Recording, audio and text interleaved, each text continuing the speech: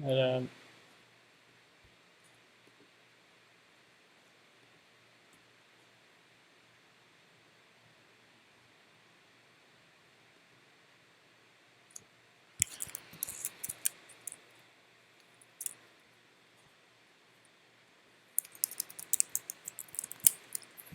I guess these would be themes that I would write about if I could. But it's like living your life, the rest of your life under guilt, imparted by like false presumptions, especially when you can't like refute them for whatever reason, or the importance of a variety of life experiences, especially early on, and just like how like restriction like in early life can lead to like a lot of issues. And that kind of has a generational effect. Like if one person had a restricted set of experiences, then that person might not have the experiences or might not know what experiences to impart on their kids. They might be like really great parents or whatever, but if you have like a rich, childhood, or if you have like you know, I definitely don't mean like rich in terms of money, but if you have like a lot of like rich emotional experiences that are healthy, then you can handle life better, and then you kind of like pass that on to your own children. And so like one could also be equipped with like an improper lens for viewing a experience in relation to themselves for the rest of their life. Or I guess I really don't like care so much about myself.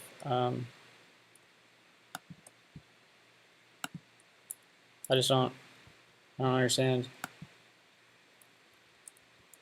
And you can gauge someone's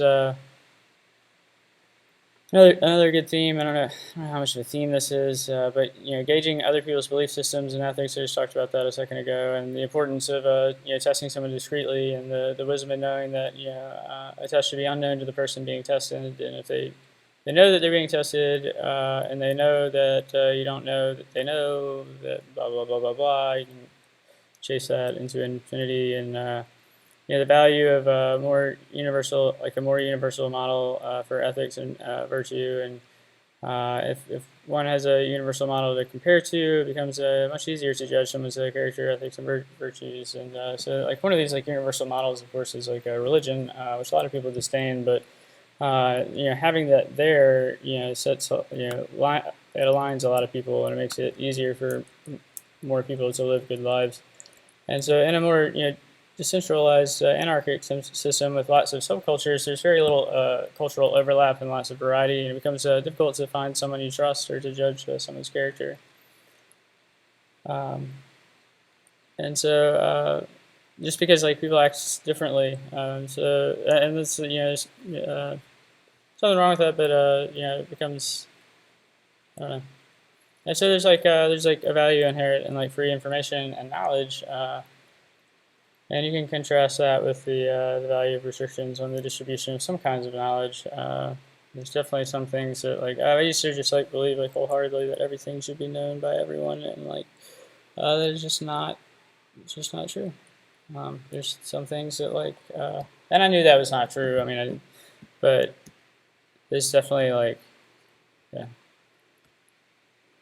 There's some like pains that people should never have to deal with, and there's some things that like you should hope that no one ever sees or knows or believes or like experiences ever.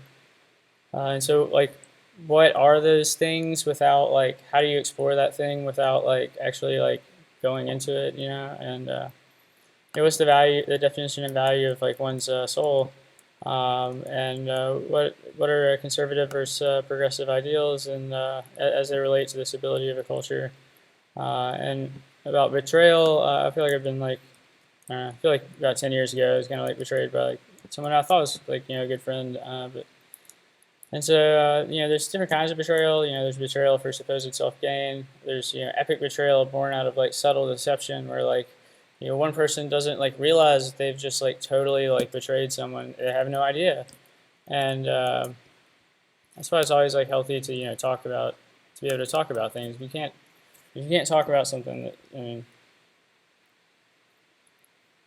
if you can't talk about things, there is a problem. And then you've got like betrayal of one's mentor or teacher, betrayal by one's student. Then you got like compassion. You got like unparalleled compassion, unknown to the recipient for whatever reason, and then you got unimaginable karmic debt and the pain of knowing that you'll never be able to pay it back, and just like that's such a great pain in itself, and nothing.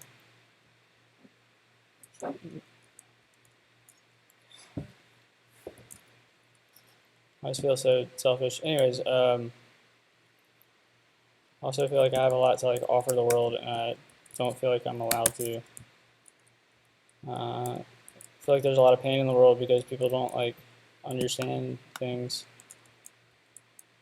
or because people like profit off of like misunderstanding and fear and like being sheltered. So then there's deception. There's the perfect deceivers and the sociopaths, and those who seem to have a penchant for being like 4 or 5 steps ahead of everyone else for some like subtle reason. How do you explore what it takes to be someone like that, and how do you explore the cost of one's own personal values and freedoms, and this subtle like limitations imposed by that behavior? How do you expose someone like that?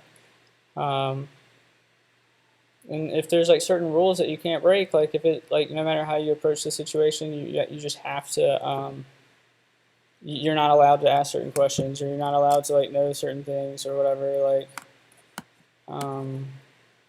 there's some like perfectly constructed situations where it's like I don't even know what the hell. I don't know how to explain it. And then there's those who systematically teach the art of deception, like it might be like a con artist or something like that, or and there's like people do that kind of stuff, and there's a lot of people like that.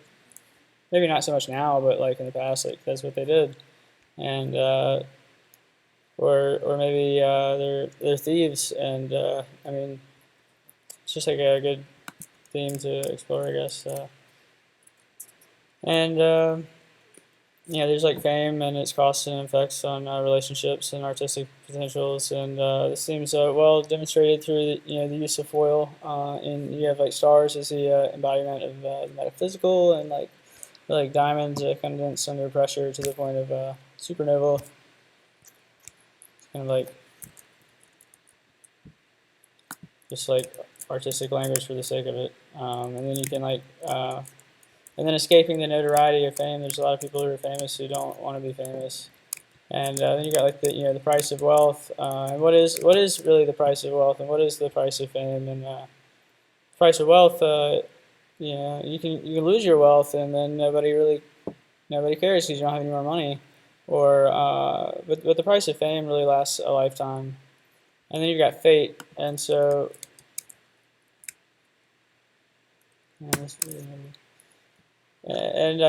Yeah, fate's just a huge theme in itself. And then you can be born into situations that you have no control over, and you can be raised under conditions or towards some end that you have no control over. Maybe that you're set on a path that was like started by your grandfather or your father or something like that, and you have no control over it. And or maybe you do. I don't know. It's a good one.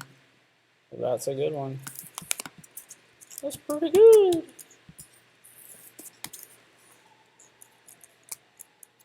That's pretty good, isn't it? So then you have cosmic fate, versus manifested destiny, and that's pretty much what I just explained. You have situations which are inevitable for one reason or another. Overpopulation or technological evolution; those are both great examples of this. And you have like biases that are good to explore, like why different people have different biases, and why a certain character would change in response to like certain actions and stuff. And for certain events. And then you got automation bias, defined as the tendency to excessively depend on automated systems, which can lead to erroneous automated information, overriding correct decisions. And you can just, there's a whole Wikipedia page about this, and I'm sure they're all good themes to write about, just because in general they get the, everybody falls for those. And then you've got there's a paradoxes. I mean, you can just like, you write like, 20,000 words or 20,000 pages on just like interesting situations constructed around paradoxes.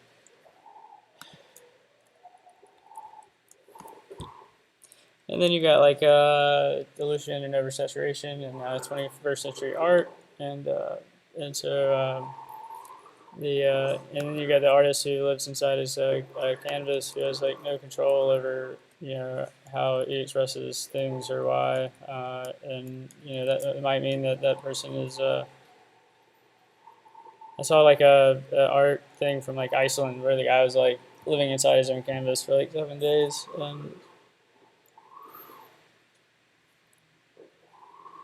if you're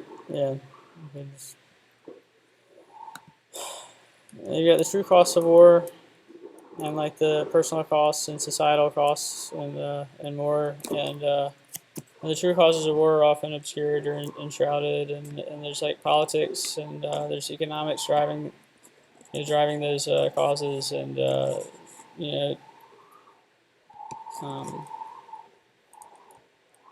and you can like try to stave off war that is known by a select powerful few to and you can try to like stave it off, and there's a lot of like political decisions that can be made to like help ameliorate that, and our world just like honestly cannot tolerate a war right now. No one can, we can't do it. Like we can barely clean up the environment, um, and and then there's the value of unity in war, and you have unity in arms, unity in society, and unity in support. And if the only way you can really, if you're fighting war and you don't have unity of like 90% of people, then you're doing your country. I don't know. It's you have to like if you read the Art of War, then you'll know. You have to have unity, and there's a huge price to pay for disorder. So that's incredibly important, incredibly important. And so there's the danger of threatening military action. It's kind of like the guy that like waves a gun at people. It's a gun. It's like if you were to pull that out. I mean, I think I fired a gun once. I don't own any guns. I believe in the right to bear arms, but I'm just saying but if you have a weapon like that, like and you're just like waving it around, that's crazy. Like nothing good can come out of that situation. The best thing that can happen in that situation is that you fucking put your gun away. And so there's like it's a danger of like threatening military action when it's not necessary, or it can cause lots of problems. And then we have like the role of information in war, and the role of trust. You got to be able to trust the people that you're around, and you really got to have. Let's see. Here's some themes that are a little bit less depressing, and like just don't make me want to like curl up in a ball and cry. Love at first sight, tested. You've got unrequited love, forbidden love, and is true love conditional? Mortality, you can spend immortality and obscurity. And then you've got the Egyptian definition of mortality, the Roman definition of genius, and then you've got you can struggle with mortality, and especially when one lacks no control over their legacy. And really, I mean, it is like a it is a blessing to just be forgotten.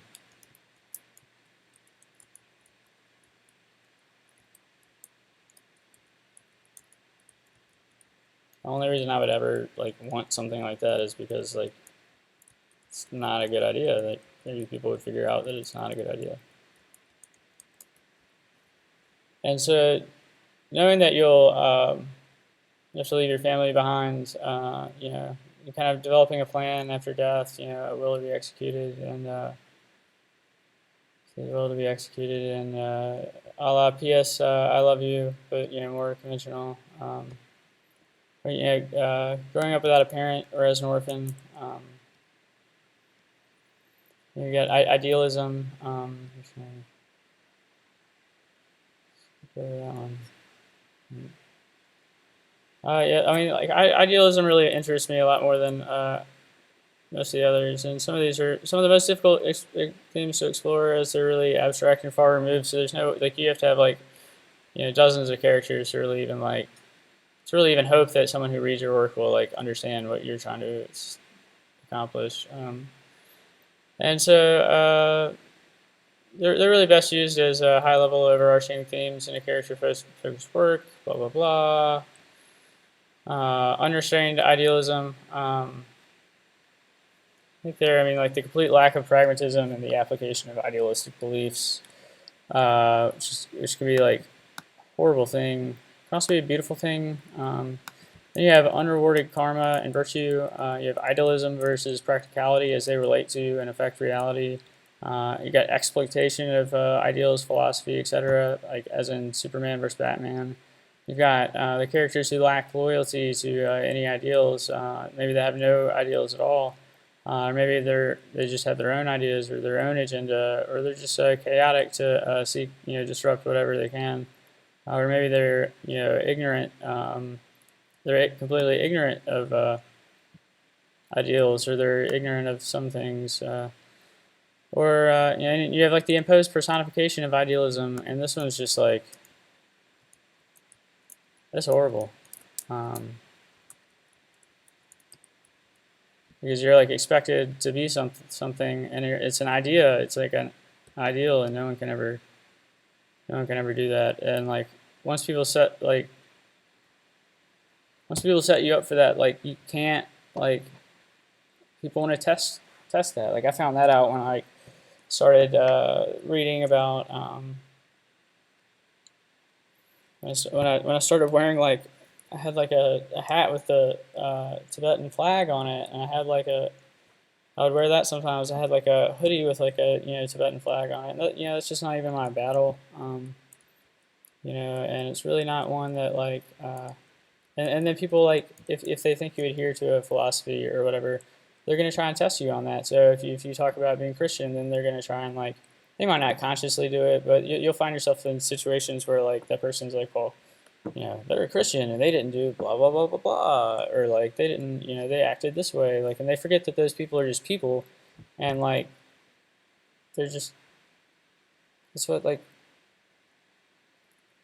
you've got like there's wisdom, so like the value of a simple humble life chosen over greatness. I'll touch on that a second. The dangers of intellectual masturbation, you'll go blind. And then confusing intense intellectual curiosity with the actual desire to experience something. Like knowing something is like an interesting idea, but one that's like loaded with many consequences, both positive and negative, and loaded with that obligation and responsibility. But yourself and others confuse this curiosity and interest to know with a genuine desire to know or experience. That's like often shown in like the mad scientist, and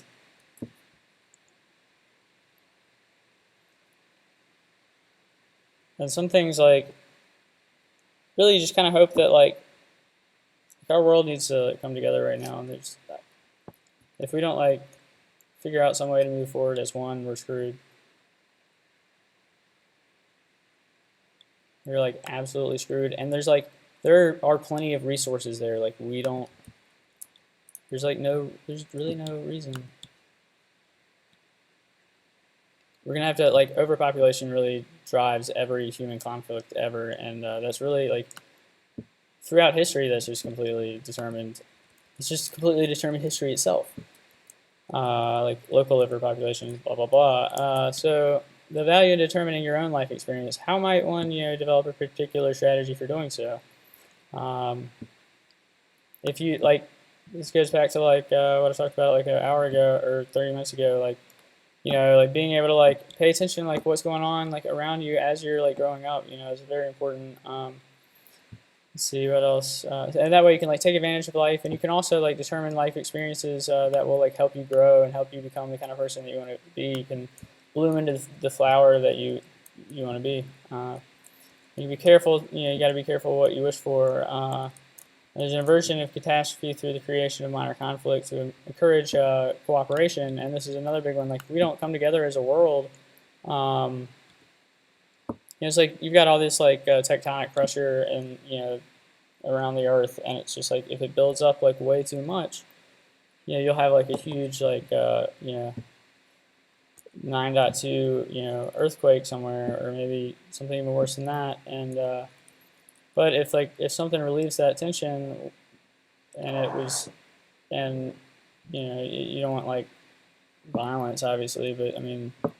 If something kind of like relieves that tension, then that can like lead to like people growing through that kind of conflict. Maybe it's just like maybe instead of like like civil war, people like protest, and maybe the protests get really heated, but like all in all, like they realize that like hey, like we're both right about a lot of things, and we need to make these changes. Otherwise, like there's just like too many problems, and they get bottled up, and like nothing ever changes. And if this same situation stagnates and just tension accumulates over years and years and years, then that will turn into a major like issue. And so if you can kind of like really the key here is to like get the world to cooperate. That's really the key. Like how do we make people, not make people, but how do we work together? Like there's so much poverty in the world, and it doesn't make any sense. There's so much poverty everywhere. I'm not even talking about like any of the superpowers. Like all the superpowers are like blind to like all this like poverty in Africa and all this like poverty all over the world. And why is it there? Why are those people not able to like read or like really like fully experience life? Like why like, it's not to say that they can't fully experience life, but I mean like why is there so much suffering in like so many places, and why has that suffering been there for so long? And why can't we work together to like raise people up instead of like raising ourselves up? And so what is the cost and price of happiness?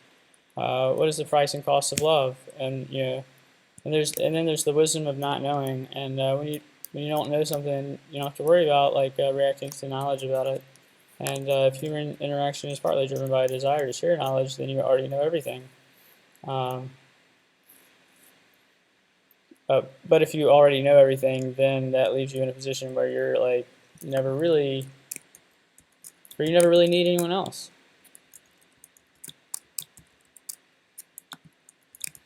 That sucks. This right there, that's my bane. I hate it. I hate like every time I have a conversation, like I'm not the guy that's like the master of small talk. Every time I have a conversation with someone, I hate it. Like I already know what they're gonna say like 3 seconds before, like as they're like speaking the sentence. I'm like, yeah, they're getting ready to say that, and that, and that, and that, and then I have to like suppress my urge to like act like I already knew, and then I have to like suppress the urge. It's like this like recursive thing. It's just like I wish I could just like turn my brain off and just like not know anything and like react to like what someone says as though it's like the most like interesting thing ever. And it's so like I hate it. So I don't want to seem like arrogant, and I actually would like to like then there's the self-similarity and everything. It's like memory, so nature is like ephemeral, fleeting, and malleable.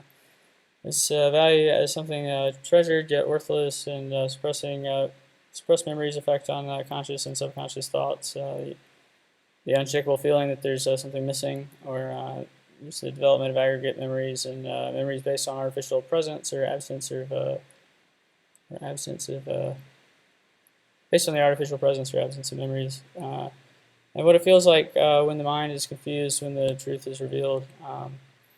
And the aggregate memories still exist and need to be reconciled, but the mind starts forming new memories based on the difference between realities, and that's incredibly confusing. And the mind has a propensity to create and associate new memories with prior events, even when there is no association, and that's probably because there's a high rate of memories being formed based on recently reacquired memories. You got all these like memories like streaming back, and it's like really confusing, and really suggesting or contorting memories, and that's been I think that's been done, and it's been like written on and stuff. Yeah, types of memories. Yeah, exploring the phenomenological subtleties of memories formed by various types of senses. Smell is a very strong memory. Memories formed by smell are just like really strong.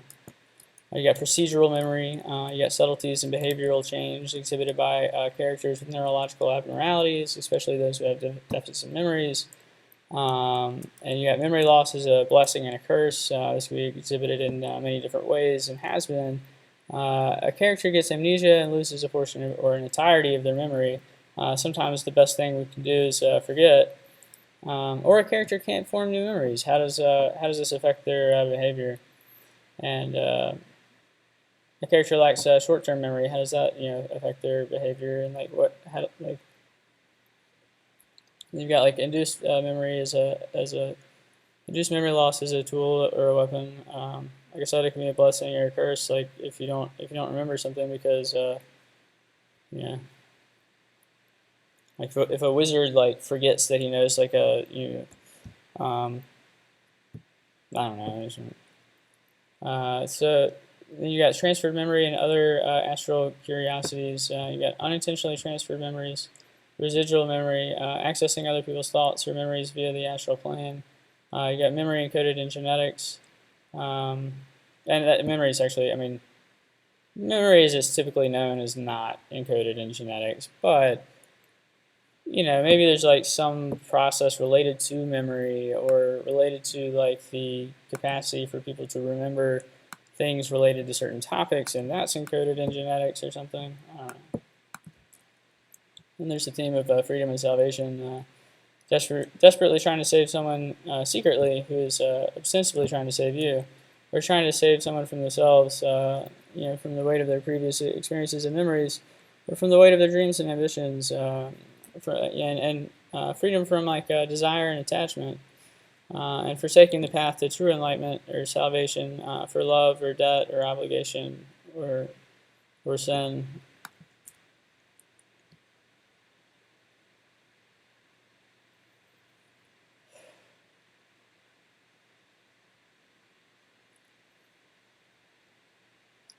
Yeah, getting started on like a path towards something like enlightenment is not getting started is not that hard. It's like life really like throws it to you, and people really test you, and that it happens with any religion, but and so there's let's see some issues of philosophy using post-structuralism to fight the inevitability of structuralism. I don't think I actually have that right. I think those two topics are like not actually the definitions that they don't actually have the definition that I'm thinking of. So we can sort of like fight structuralism and so I don't think I'm gonna get what structuralism is. I'm gonna hurry up and get back to programming. I just think that this stuff is really important, and that it's gonna be a long time before I write this article, just because it'll never happen.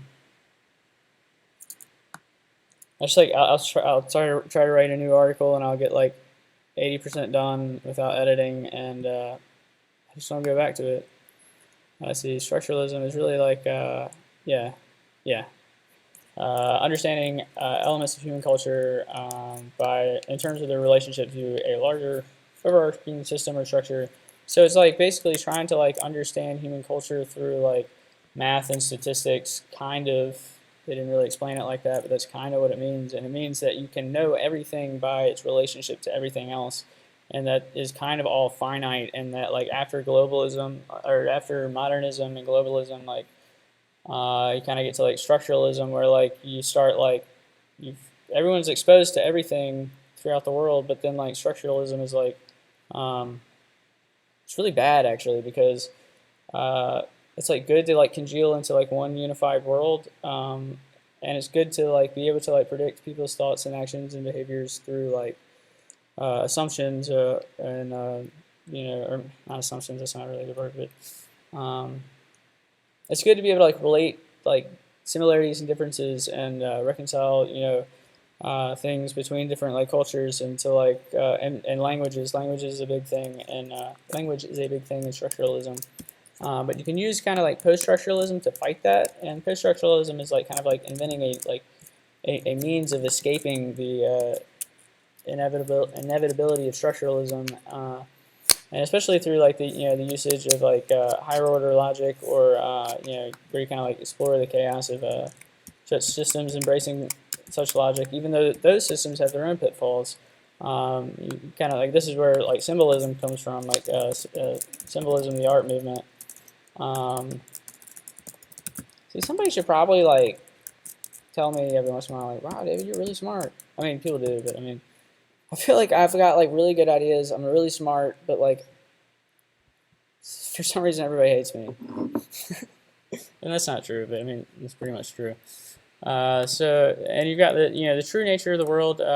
Seems to be that most are trapped in a blissfully ignorant realm. They're unaware of like greater realms that surround it, which are unknown and almost unknowable. And a lucky few happen to miraculously like break through or ascend and discover these things on their own. And these upper realms seem to like create or drive the phenomena that manifest in the lower realms. Maybe that's a great setting for a fantasy novel or something. And then you've got the illusion of knowledge in the information age. You've got like less and less universal knowledge proportionally. That is knowledge that is purely constructive, a nod to constructive mathematics. And that's as opposed to intuitionistic systems, which are valid only under the context which created them. So like out of constructive math, you can create intuitionistic math. So you can like create this like system which is not like, it's not tied to like definitely provable theorems in math.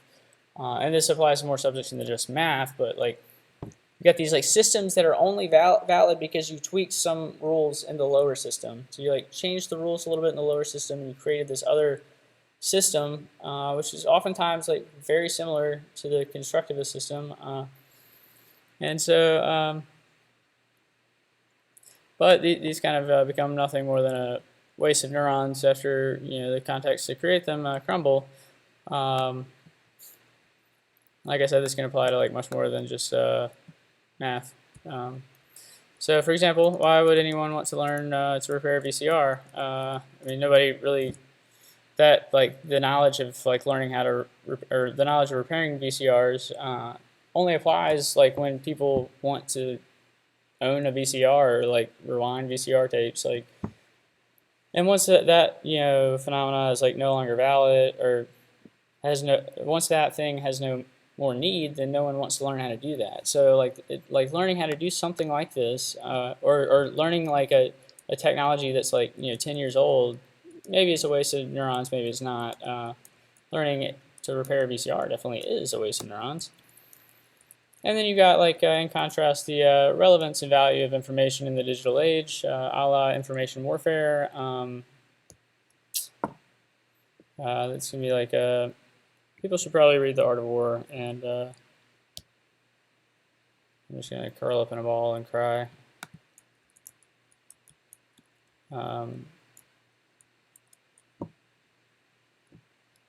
You got the metaphysical connection that can transcend language. You can transcend time.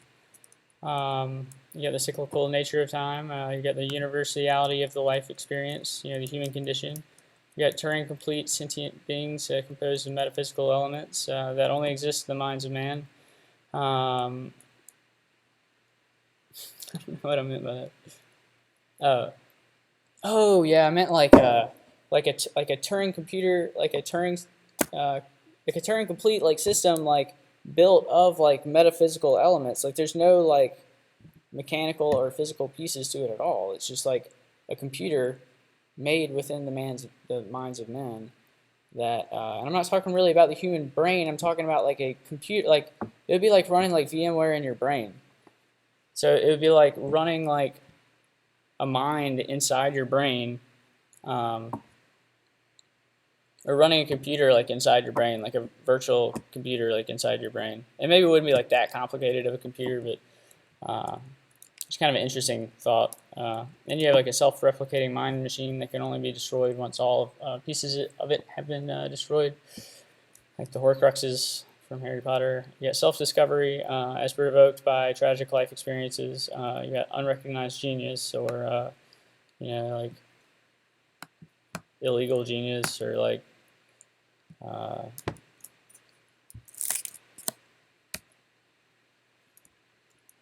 understand. And you got this one, which is cool, like who makes the makers? That is, like, what kind of artist makes an artist? Can these things be made? And the knowledge of some like higher level artists, the knowledge that some higher level artists must have. What is it, and how can it be obtained? If the knowledge of how to be an artist is something that can be imparted, then what of the knowledge of how to be an artist that trains artists? So you got that like meta concept that you just like, trailing up to infinity. And then you got like the unknown treasure carried with us all along, and this is kind of I really just don't like. I feel like I used to like I learned a lot from Buddhism, but like I feel so terribly bad about like I don't feel like I'm like that bad of a person, but then again, like I don't feel like I should ever like even approach Buddhism again, just because like I feel like such an asshole. But the unknown treasure that is carried with us all along is something from Buddhism. And it's just like a common theme, like, people like realize like, oh, I had what I needed all along. It was given, it was something that I had all along. Or maybe you failed the person who appears to have loved you the most, though secretly. You have the frustration experience when you know that there were so many people who worked so hard to ensure things would end up exactly this way, and you know exactly how they interfered to, or some of them anyway, exactly how some of them interfered to screw things up, or so it would appear, but no one seems to care, no one wants to get close, no one intends to give you a chance to openly defend yourself. There's no Sixth Amendment or Third Amendment. There's no anything really. Like I don't even understand. You got myth. You got humanity's need for myth. What if that were real, or what if a myth were real?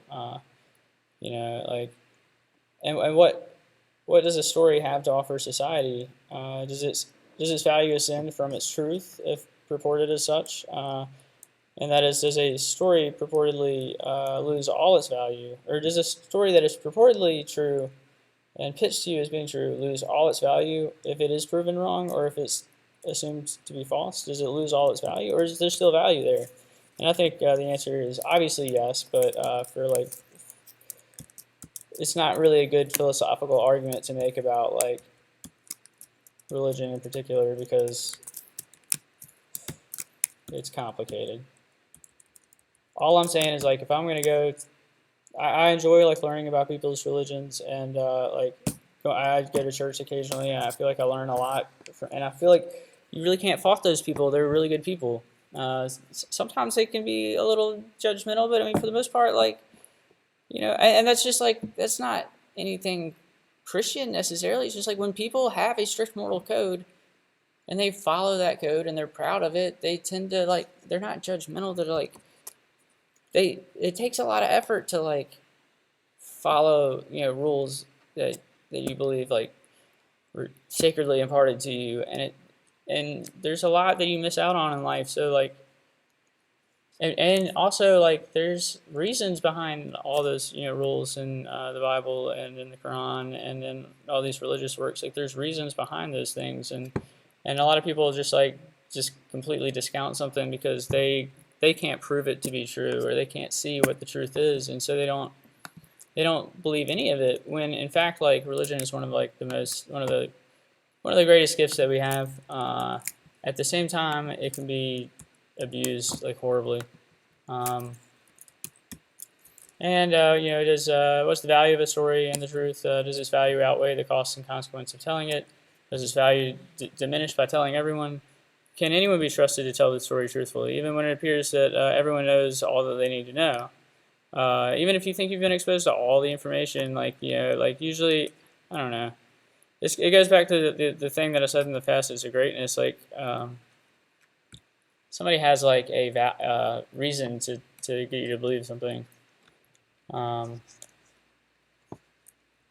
and can anyone be trusted to tell the story truthfully, even when it appears that everyone knows everything that they need to know?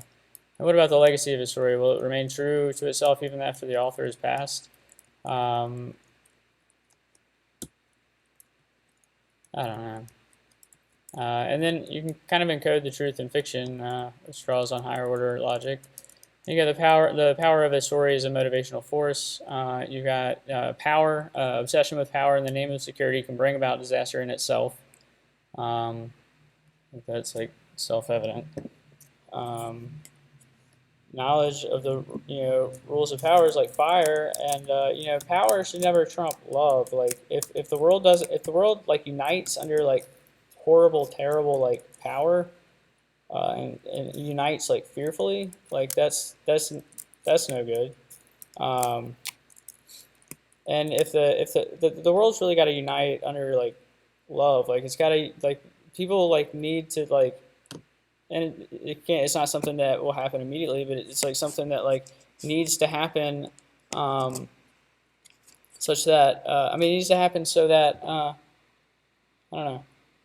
I really feel like if people understand like what is going on and what we're facing, we will all try to like lift up our fellow man. We'll all make sacrifices, and there won't be such like massive disparity in poverty across the world, and especially the sustained kind of like poverty that's just like has been there for like 3 or 10 generations. Like why like, and that's not to say that people should just like immediately develop, and go completely modern and like buy t-shirts and build McDonald's everywhere. But I mean, I'm just saying. And yeah, knowledge of the rules of power is like fire. It's useful when it's controlled, but it spreads quickly and destructively. And like the knowledge, the rules of power, they really like you can use them to protect yourself, but that like fear and insecurity of like that like convinces someone they should like hurt someone else or shield someone else from something can damage us all really. And then you've got the duty and responsibility coupled to influence wealth and power, and specifically examples like demonstrating failure to abide by these duties.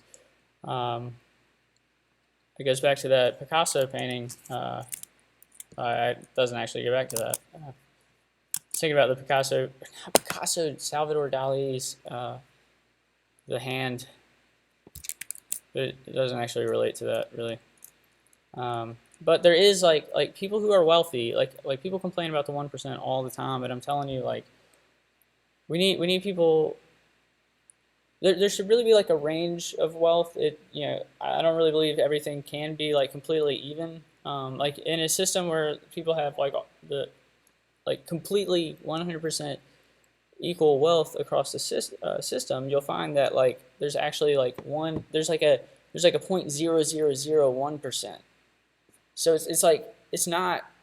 It's like most everybody's like the same, except for like this like even smaller sliver of people who are wealthy. So like where do you go? Like we need the middle class. We need to bring back the middle class. We need to make sure that like even if you don't have a lot of money, you're not burdened with the problems of poverty. Like there's like Bernie Sanders says, it's expensive to be poor, and that's true. Like you have to, you can't buy things that last a long time. Companies market products and assume that like, oh, like, they bought the cheapest one, so I guess they're going to buy another one like in 2 weeks because it's going to break, or and like there you have it. I mean, it's not true across the board, but it typically is like dramatically more expensive um, to be poor. Just like you end up getting like burdened with like twice the cost of everything that if you made $20,000 in America per year, living by yourself with no kids or whatever, you would probably like needlessly spend like $12,000 to $15,000 on like on stuff that like people who made $50,000 could afford to just spend like $6,000 or $7,000 on. And I'm just kind of like throwing numbers out there, but it's like it's serious, like, and it's kind of crippling. Like people like if you don't have money, then like you have to borrow, and then you get in debt, and then um, it's crippling. Like poverty is horrible because it like restricts people from having opportunities, and it encourages like it encourages negative situations, and it encourages unethical behaviors because people are trying to like they realize that they're like not really like this isn't right. Like I was born into this. I don't really want to get into like psychology even of people. It's not really going to be a good rhetorical road to go down. And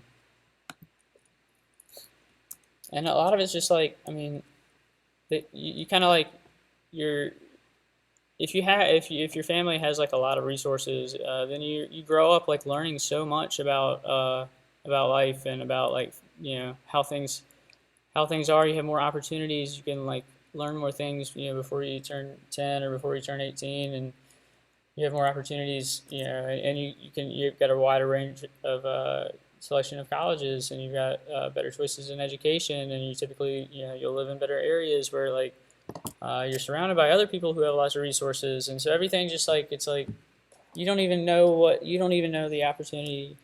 That's what's so frustrating. It's like these kids grow up in these like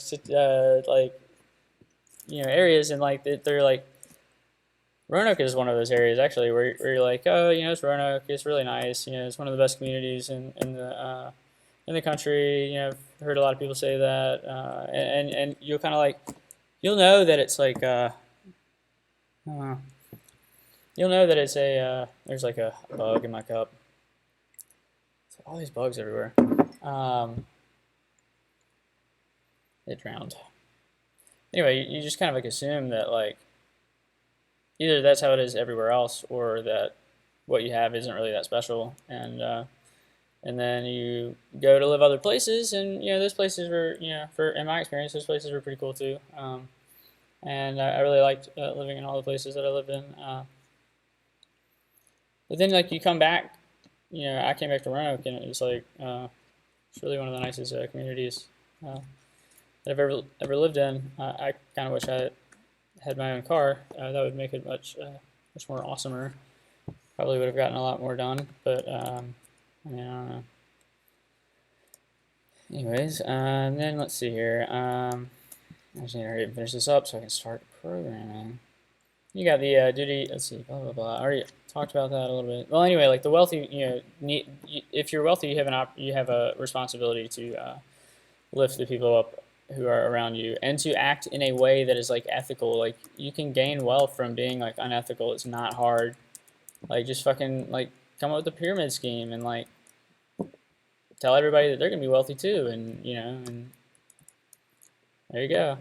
Yeah, be like Bernie Madoff, and eventually like it'll it'll come to like those chickens will come home to roost.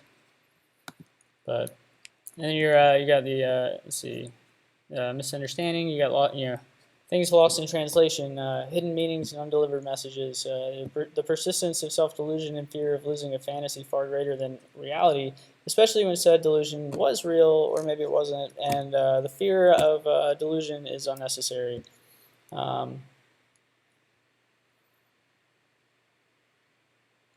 And then you've got unnecessary tragedy from fear and confusion, resulting from unknowns, from lack of communication, and from response to emotional trauma. And you've got the mistaken pursuit of justice and its costs. There's always a cost implicit in pursuing justice. And then you've got the dilemma of sacrificing another for one's own purposes or sense of justice. That's always a horrible decision to make. Like, who are you to like make the decision that someone else is like worth it, like whatever that means. But that's like the mark of a great leader, someone who's like, or maybe it's a mark of like a fucking railing sociopath. But if you have to make tough decisions, you have to like. You gotta like know it's important. And there's unnecessary. Let's see, blah blah blah. I think I already did that. That impose silence in a situation where everyone sees all your thoughts and words, or self-censorship. That's just pretty much the internet, or not. I mean, the imposed silence, I guess. But I mean, you got like Omega Babel. Is that dialects and languages created between small groups or even pairs of people? What is their power? I guess it's kind of like a theme or something. And what happens when this connection disintegrates? Permanence. I don't really know what I meant by that.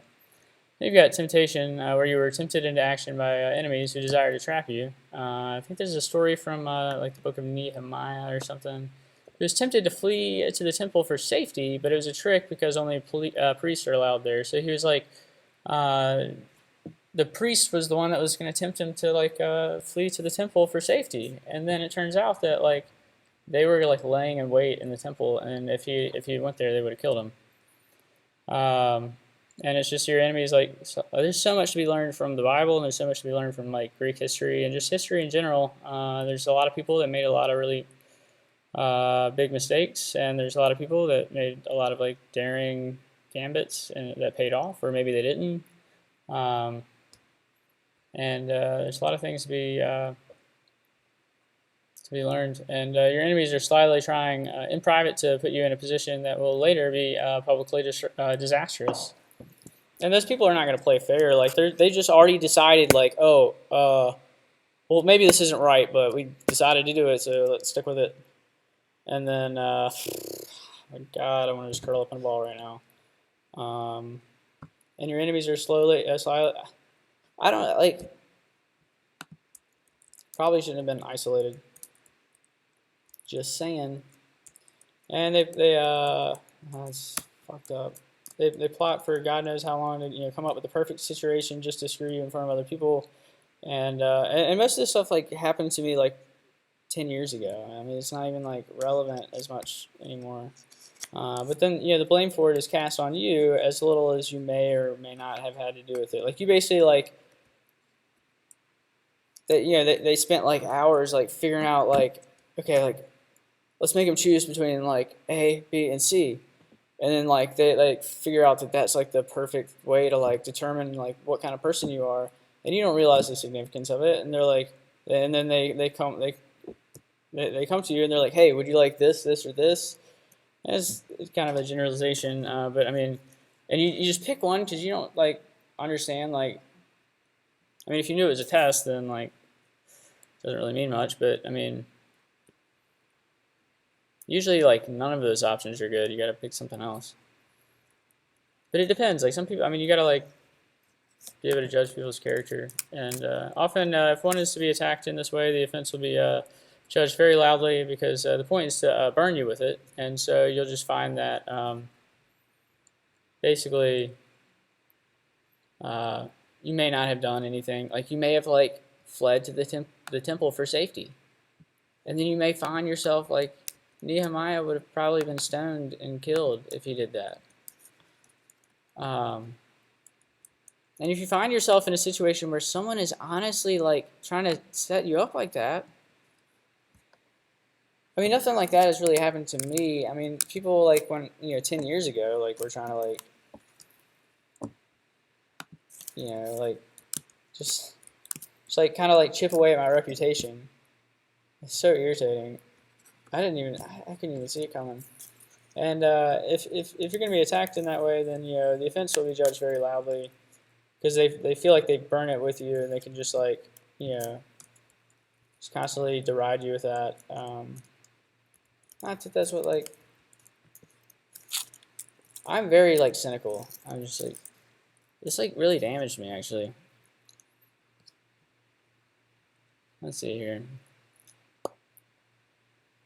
It's usually something which usually be like disregarded anyway, and it just like seems insignificant. And then when one is like burnt anyways, even though they chose the high road, like so like Joseph and the queen. So like Joseph was tempted by the queen of Egypt or something, or one of like Pharaoh's wives or something. I think it was like in Genesis. I honestly don't know. Anyway, the point is like she tempted him, and she was gonna like burn him with that anyways. And he decided like, hey, I don't think it would be a good idea if I slept with the Pharaoh's wife, because it's Pharaoh. We're pretty good. Things are going pretty good. I don't know if I trust this queen girl, and I think she was like she was plotting against him either way. And she got jealous and then said he did it anyway. And then like it's like, even though he didn't do the thing that like even though like he didn't qualify for being that terrible person, then like they were like, oh shit, like she was like, oh shit, like I guess I couldn't burn him with that. Well, I'll just tell him he did that anyway. And you have the opportunity cost of like ruling those around you with fear. Like in other words, we lose opportunities we might never know by grasping and seeking to fearfully control everything around us. I'm definitely I'm really cynical and kind of paranoid sometimes. It comes from like emotional trauma, or trauma is kind of a strong word. It just really comes from like situations in my life that I've had to deal with and decisions that I've had to make, and nothing really much else to say about that. And you got the inherent cost of like accepting a gift. You got paradise lost. You got our unknown battles, the things that we struggle with that no one really knows about. You got the virtues and evils of psychopomps, like Prometheus, who brought fire to man and was reviled by Zeus and basically punished, or he was strapped to a rock for eternity, and an eagle would come down from the sky and eat his guts every day, and then he was like a demigod or something, so his liver grew back and his stomach healed just so he could get like picked out the next day. And then you got like the trickster that tricks the devil, or you got like the archetypical mystic disguised as a beggar. You got like the idiot savant whose battles are won through serendipity, luck, and purity. You got the nature of such serendipity, especially as contrasted with the sociopath's meticulous planning and strategic obsequious behavior. You really got to be a people person to be a sociopath. If you're not, I mean, I guess you can be. If you're,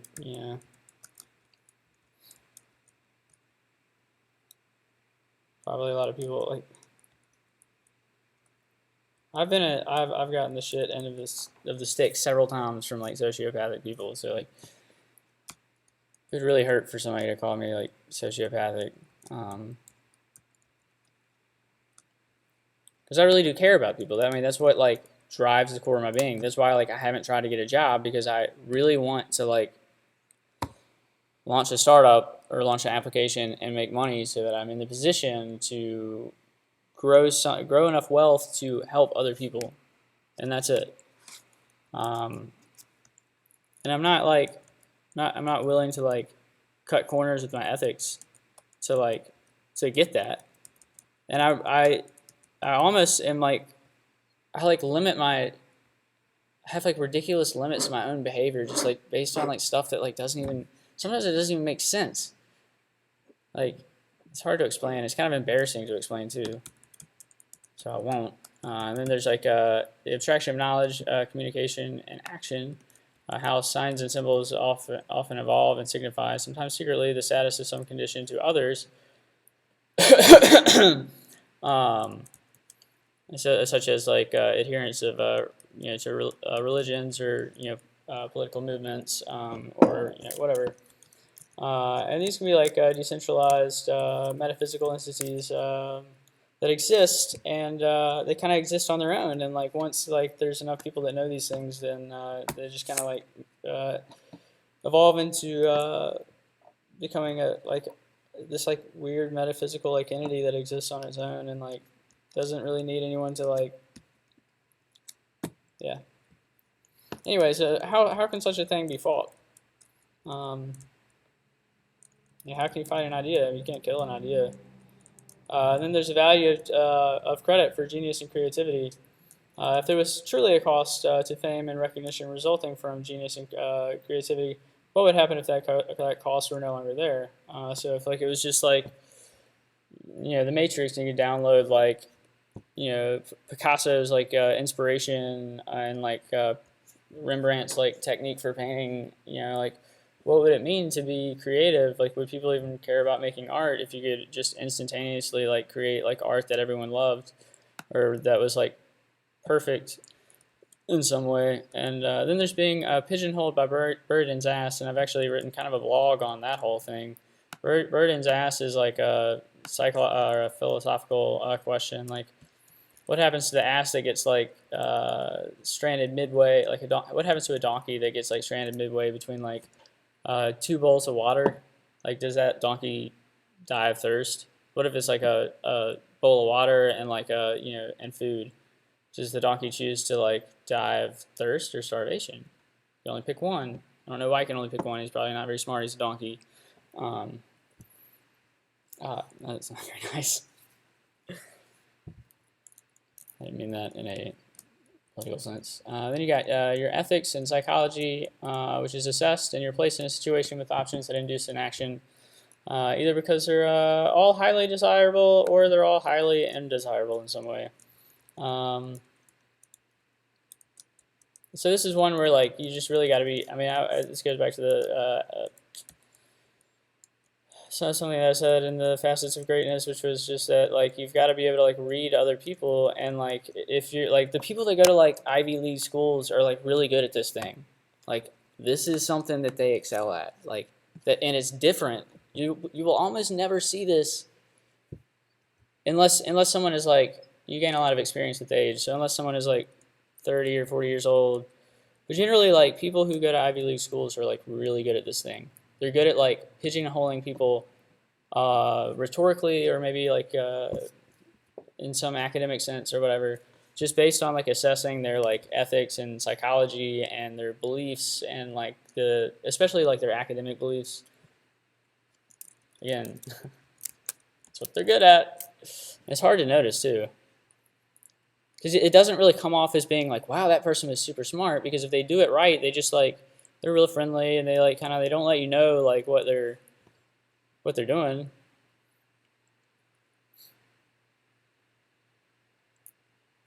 And so then you got like themes about like leadership, so like personal sacrifices and opportunity costs, tough choices made for political gain as a leader.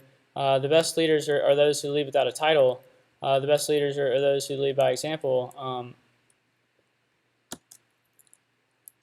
And then you got the politics of leadership, especially like the indirect and required political moves, which at best seem tangential or orthogonal to your stated goals, and to many might seem like contrary to your goals, but like because of your experience or because of like your natural like understanding of leadership, you just like that these moves are required to get what you want, because you're dealing with like politics and you're dealing with people basically, and people are unpredictable, and so the way you deal with people is often through unpredictable behavior. That doesn't really sound good, but you need to deal with there's going to be people, like, everybody wants to, like, especially if you have power, everybody wants some of that. Like, if you got power, if you got money, like, if you have something that people can use to get what they want some of that. And so you got to figure out, like, okay, how do I, like, give these people enough of, like, what they need to get what they need to do done, and how do I do that in a way that's fair, to get the things that we all need to, that we all know need to be done. How do I like, kind of like, how do I fulfill that role? Not me personally, but like, how does someone fulfill that role without, like, succumbing to, like, either fear of, like, not doing it right, or like this, like, greed and lust to, like, hold on to something that is fleeting or that you don't understand. And so, and then a lot of people in, like, higher up leadership leadership positions or whatever, they'll find themselves exploited by their enemies as examples of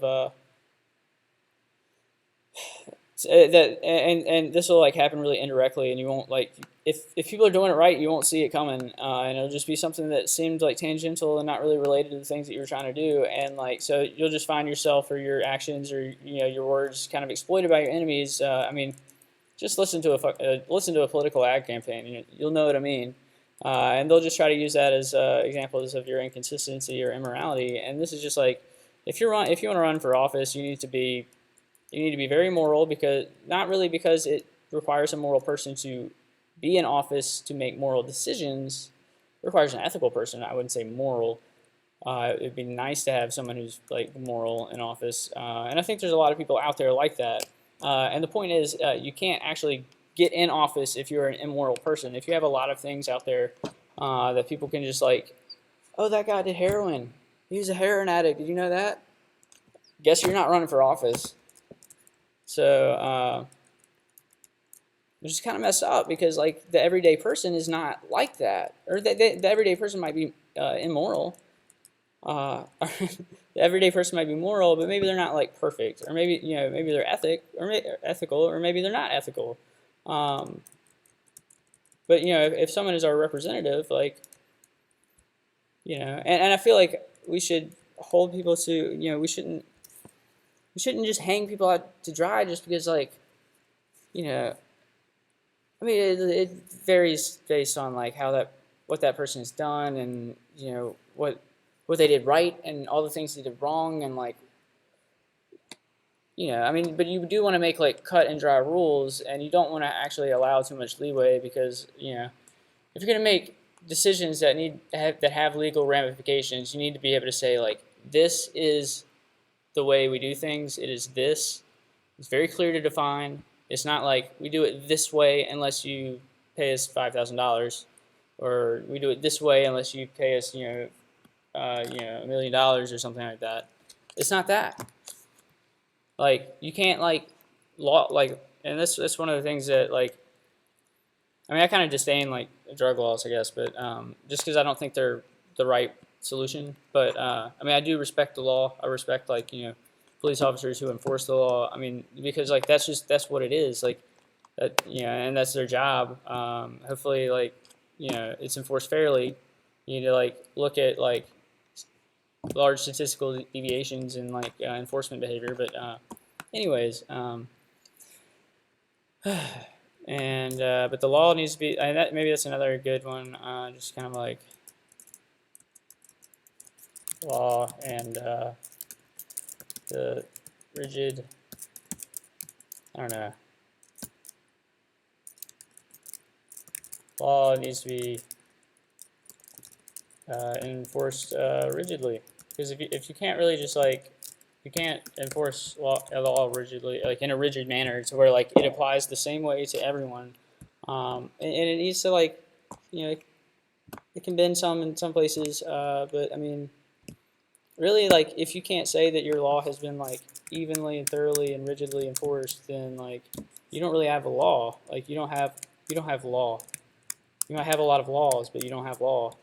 You don't have, like, you don't really have, and without law, you can't have justice. or without law, I mean, you might have some, there might be some way to have some sense of justice or something like that, but you can't have like actual like, um, I don't know, you can't have justice for everyone, and you can't have justice all around. Um, And so, let's see, there's a muted martyrdom where someone makes some sacrifice but can't tell anyone else about it. Or there's especially martyrdom where it indirectly affects the change that you want through a course of action, which leaves oneself tainted. And so, I mean, that's just kind of like, you know, like someone trying to like, that knows there's going to be like a cost, like a personal cost to doing something, and that it might really like push, or believes that it might push things in a certain direction, but doesn't want anyone to know because, you know, if everyone acted like that, it would be like a horrible thing. And generally, a good rule of thumb is like, you know, if someone like, I don't know, I mean, it's really hard to, if something is a good thing to do, then if everyone did it, the world would be a better place. Obviously, like, I want to curl up in a ball and cry. And you especially got martyrdom, which blah blah blah blah blah. Then you can like sacrifice your own individuality for a greater cause or for the next generation. And sacrificing one's own individuality is just really it's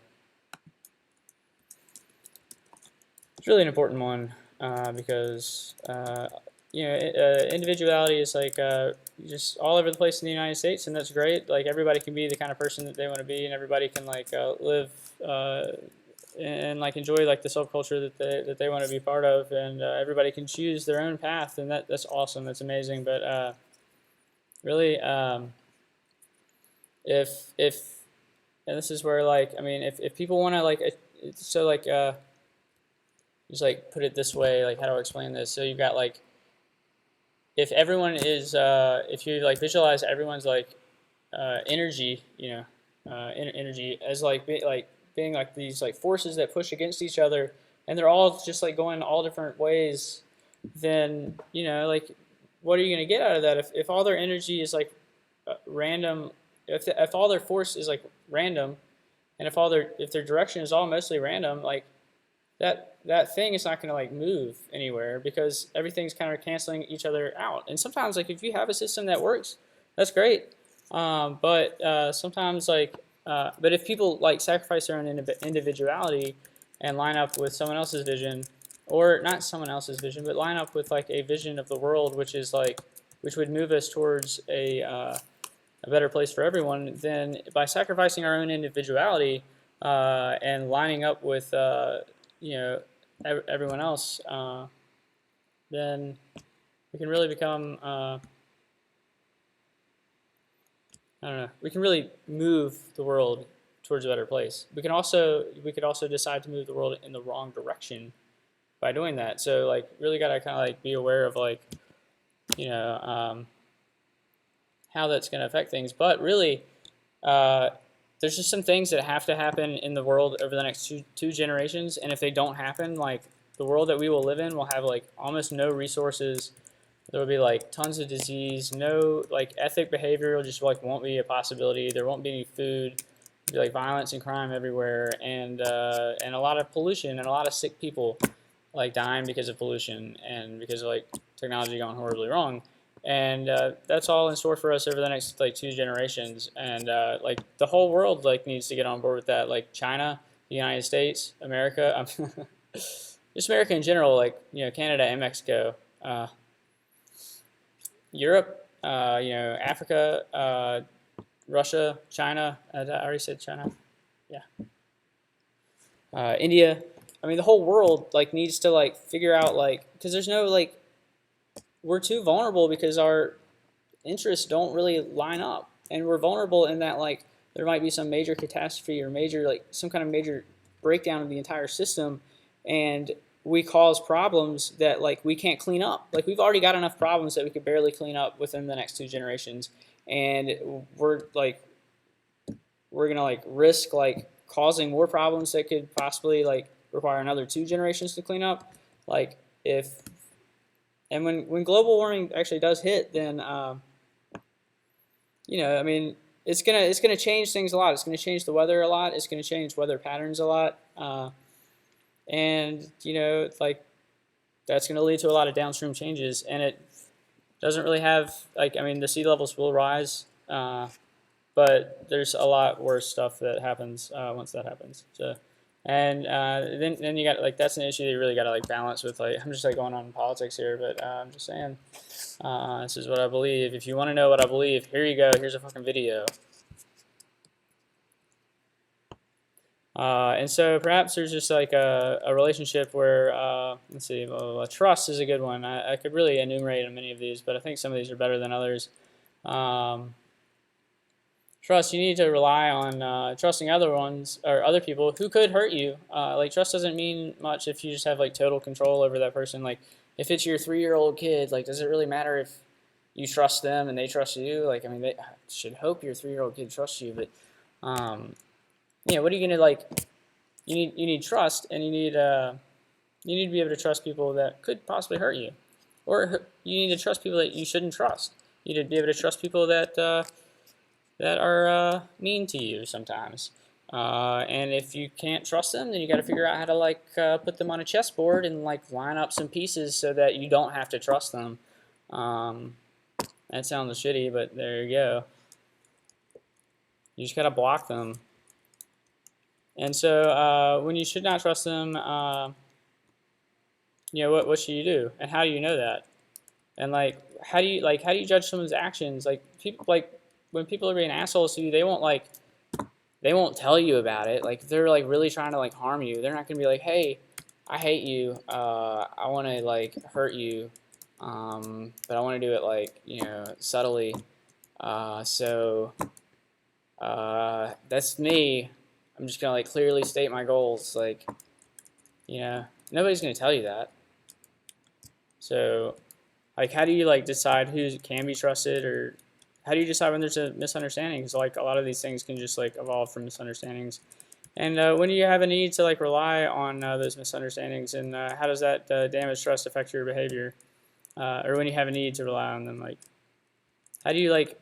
Because there's like certain relationships that I have that like I don't know. I mean, there's like one ex-girlfriend I saw her like a couple of days ago, and I mean, I don't know. I wouldn't say we really have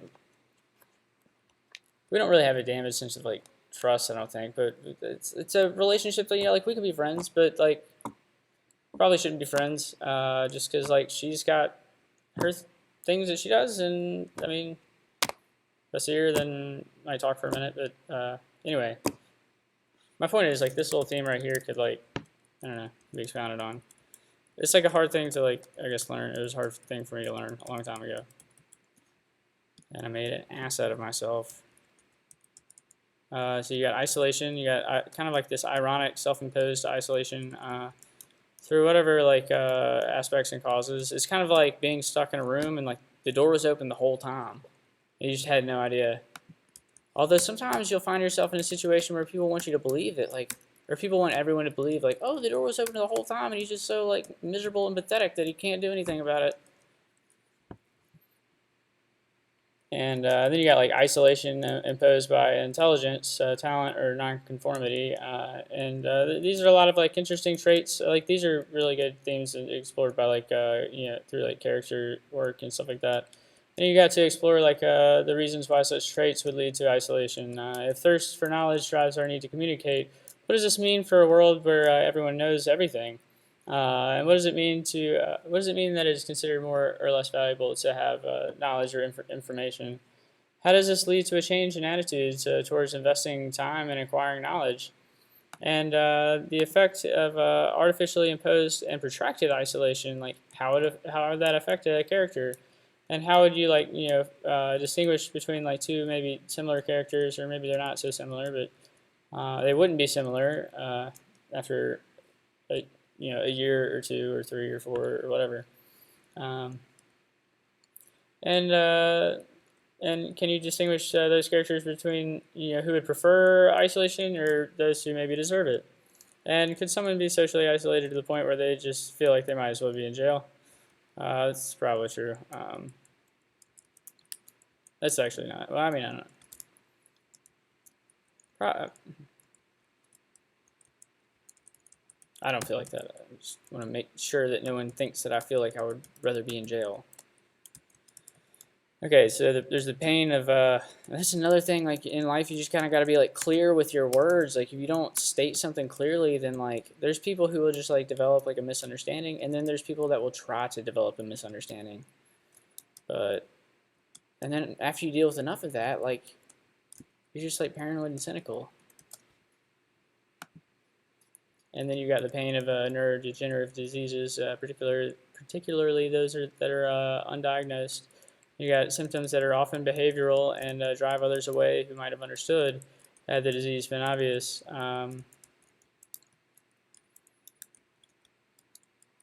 You got limitations imposed by classism, and you got isolation via technology through social network manipulation and shadowy government agencies.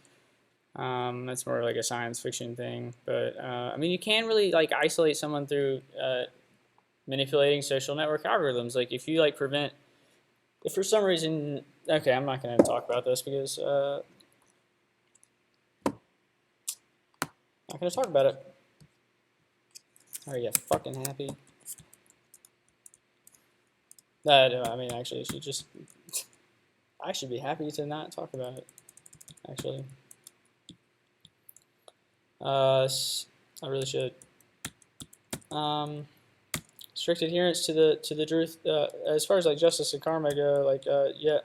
What about like strict adherence to the truth and virtue is a panacea to deception, especially when done so out of ignorance. Yeah, there's always these like great stories of these characters who were like people tried to dupe them, and they just like were just kind of oblivious and they had no idea, and they just were like so pure-hearted that they didn't know that they could be like, you know, it's like the person from the country or whatever that comes to New York and like they're so oblivious that they don't even know that people just could, you know, run up and maybe like snatch their wallet or something like that. I'm not trying to pick on New York, of course, but I'm just saying it's similar to that in that like yeah, there's just like these characters that like they don't mean to be good. They just don't know how to act any other way, and they don't have it like within them to do anything bad. And then like you'll have like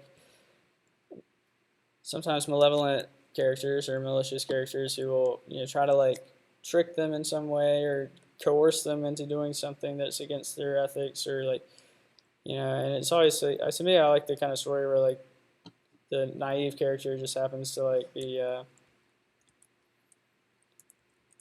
just happens to like act the way they always do, and it kind of like, I don't know. And then, you know, the naivete like kind of elucidates innocence, and you can kind of like act in a certain way. Like people will try to like deceive you, and then you kind of like act in a certain way, and like you just kind of like dispel it. Like, but you have to like a lot of times, and this goes against the naivete, but like you got to recognize when somebody is trying to deceive you, and then you can just like you can understand that like, okay, this person is trying to dupe me right now, and I don't really feel like dealing with that. And so you can just act in a way that like doesn't require like any effort or whatever on your part, and basically, you know, everyone in the situation, as long as you acted in a situation where like other people can see, then that reveals the deception to everyone. And a lot of people hate that. And I mean, some situations are like, you know, I mean, it's just like I've been through a lot, like especially with jam skating, like where it's just like, you know, like I got so tired of being like clowned on by other people, and it wasn't like everyone. I mean, it was just like one or two people or whatever. Sometimes it wasn't even like. Sometimes it was just me. Like I thought that they were acting that way, and they really like they weren't. But then my reaction to it like created it. It's kind of ridiculous, but I mean,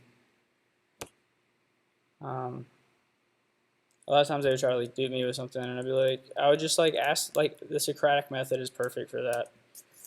Get that one down. Socratic method. You like you ask the right questions, and it's like a question that like if someone has no malicious intent, then they can answer. But if they have malicious intent, then they can't answer without revealing that to other people. Or Socratic method is like a good way of like, kind of like winning an argument or winning your debate team thing. You got like causality and guilt. So if ignorance is bliss, how does knowledge affect our karma? And you have like intent, knowledge, and the consequences. If somebody like did something horrible and just didn't know what was like, they didn't know it was gonna happen, or they didn't know that like it would be like, they didn't believe that it was gonna happen, or maybe they thought that it might happen, but they tried to stop it, or maybe they thought that they could just like walk away from it and it would stop, or maybe they thought that if it was so terrible, somebody would like alert them that they maybe like committed a crime or something.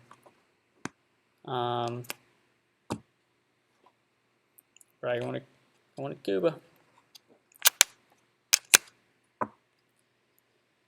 And there's a causality and guilt. I guess I just talked about that. It's been a long day, really long. My whole life has been that. It's just so sad. I've never really had a chance to love anyone, and no one seems to care. They're like, okay, that's good. Good. He's never really like had a job long enough to like build up the things in his life and like have a car and like, be able to do something good for someone else that might make that person like respect him. Like, good. He's never had the opportunity to do that. It's hard to like act like somebody would say that, but I mean, you never know. It's mostly me like harping on the same things over and over again. Blah. So, okay, so there's a justice dispensed secretly through conspiracy. I plead the sixth.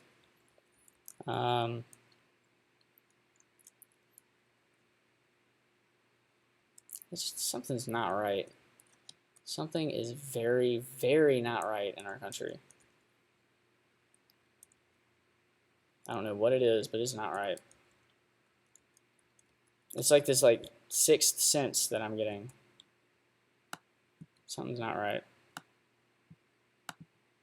I've never felt so isolated from other people. And I don't even know why. And then there's lacking the information to ethically consider the consequences of one's prior or future actions. That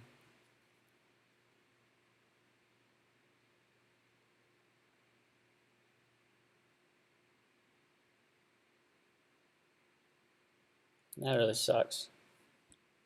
To be like bound down in a situation where you can't understand anything that's going on and you're like wrapped in this little bubble and everyone in the whole world understands everything except you.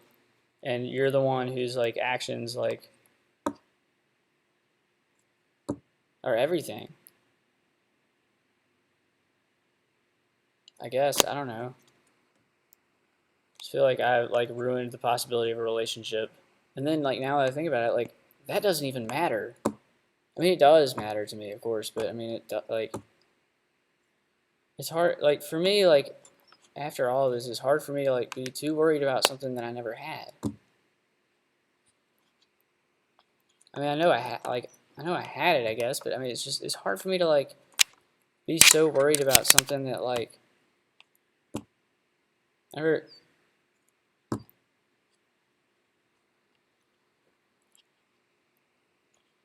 Never went on like a third date or anything. Like I don't even know. Like I don't even think I like.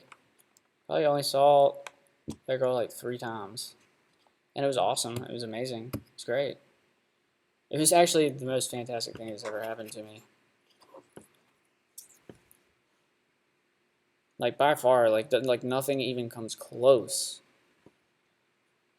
But I hesitate to like just completely like I just fear that like there's like something that I did that like I cannot like understand the consequences of, and I fear that I have like done something horrible and that like I don't get a chance to respond to it, and I don't get like a chance to like maybe I could just keep on like living forever and I would never have to really deal with like the consequences. Apparently that's not true, but I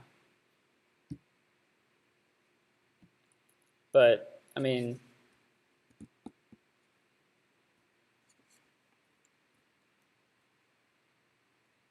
That's just really painful for me. Like,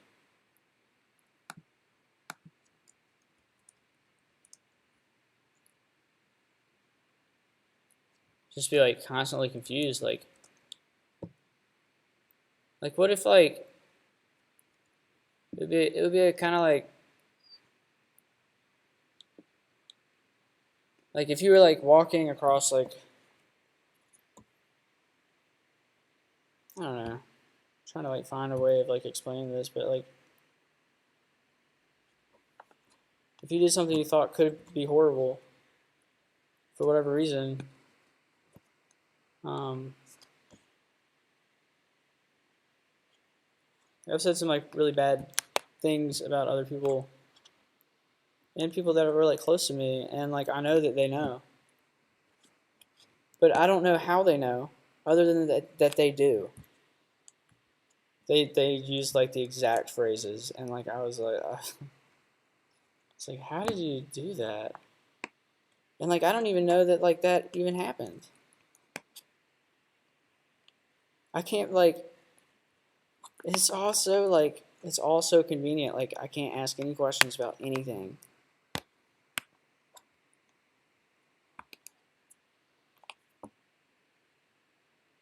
It's just all like it's all so convenient for me to like have to deal with this, and I can't ask any questions, and I can't like nobody else talk to me about it, or they'll talk to me about it, but they won't like they'll act like they don't know, which is like really confusing. Like,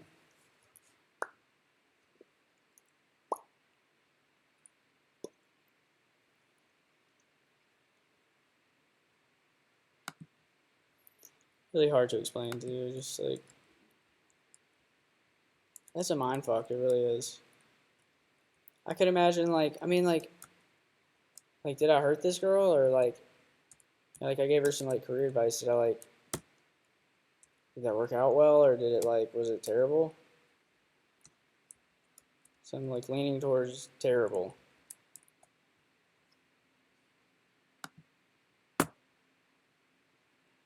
And then there's like the various definitions of karma. Okay, I'm done. Sorry that I had to go through all of that, but I'm just saying.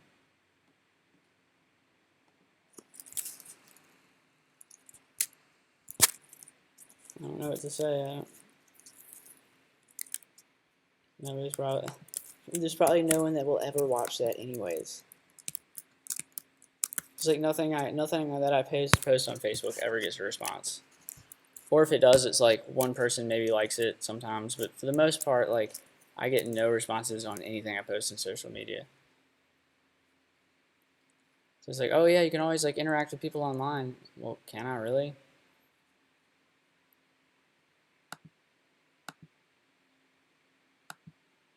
And how am I supposed to act ethically like if I don't know the details of my situation? How am I supposed to like how am I supposed to do that? Like I don't understand. Like I mean this girl told me that, yeah, she loves me and whatever, whatnot, and or no, she didn't tell me that actually. I think I'm just really getting my hopes up. But I mean I don't know, like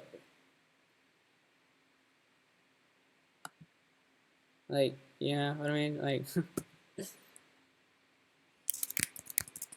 oh well. Probably no one will ever see that. Ever. Peace, guys. I'm gonna go get some water. A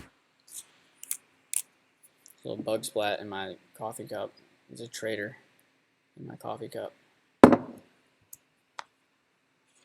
see, like, I don't, I just have, like, a certain personality where, like, if I don't want to, like, shield myself from, like, feeling anything if I want to. Or, like, I don't want to, like, because I've spent way too much time thinking about this. I've spent, like, for the past year, like, ever since I remembered, like, meeting this girl, I've spent probably, like, or probably, like, 25% to 50% of my waking time, like, thinking about, like, something related to this situation, something that was said.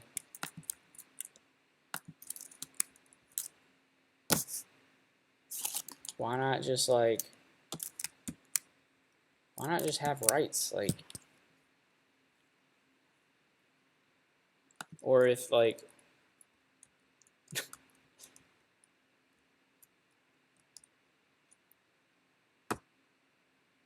I feel like I'm already like I'm like in a little bubble and I have no idea what's going on. And I feel like there's a lot of people out there like me. I'm probably not even that bad off. I found that in my life, like there's so many like little random things like where like it was a really bad situation and like really bad things could have happened and I didn't act in a certain way that would have left me vulnerable. And it saved me over and over and over and over again. But I'm pretty sure like no one's even gonna see this, and the only people that would see it probably won't let anyone else see it. If no one is like talks to me about what happened, then it's not gonna happen. And that's like what leads me to like understand like, oh, the whole point is so that like I don't like, that's the whole point, is so that like obviously this girl doesn't want to like she wants to be nice to me, but she doesn't want to like sack her like career or whatever to like basically have to associate with me ever again. Then I can understand that, but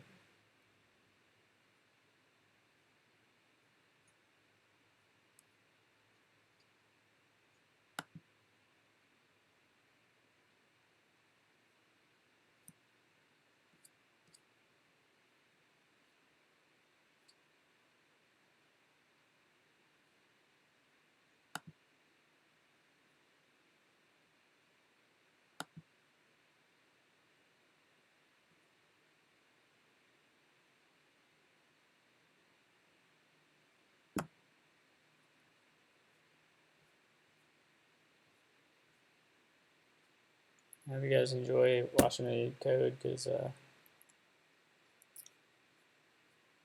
I'm really tired. I'm probably going to go to sleep.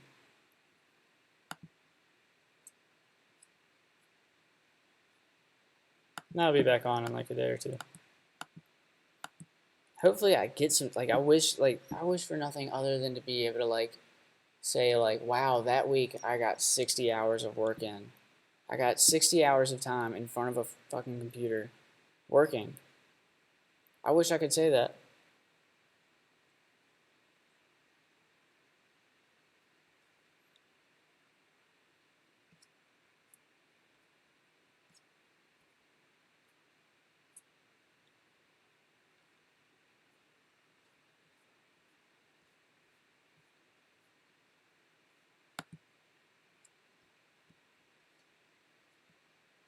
Alright, I'm going to hop off here for a minute. Peace, guys.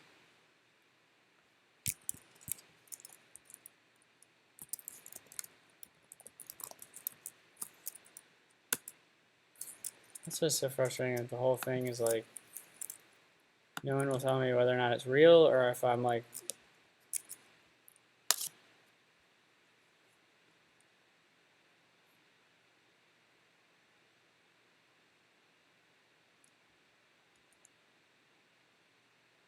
which I'm fine. It's just like, it seems like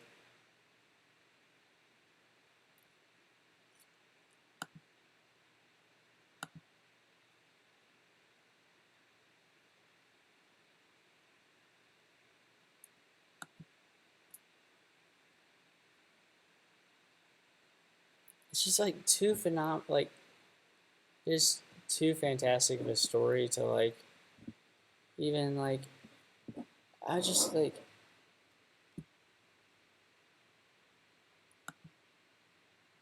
how would it even be possible for all those things to just like stream back into my brain? Like after like not remembering them for like a year and a half, like this doesn't even like.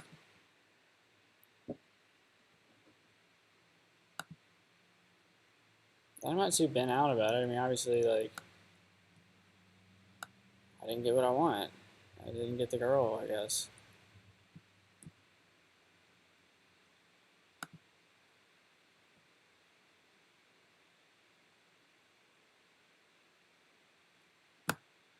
And it's all my fault. All of it. And I can't even, it's all my fault.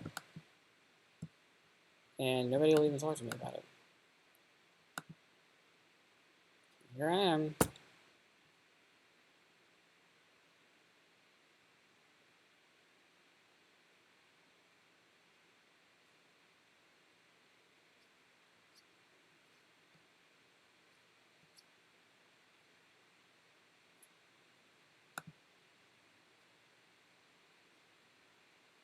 Can't wait to watch Quantico next week.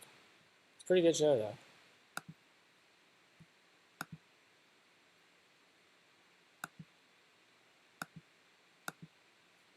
Although,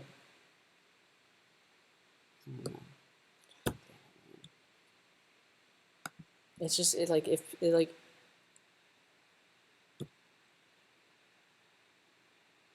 you know, if I was going to say something that was going to, like, hurt her, like, probably just, you know, like, not be negative towards me or something. Or, like,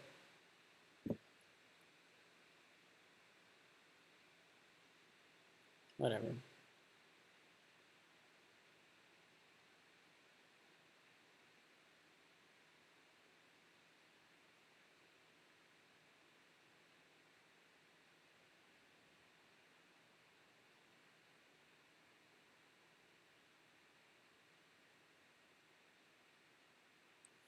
I don't know what the hell's going on.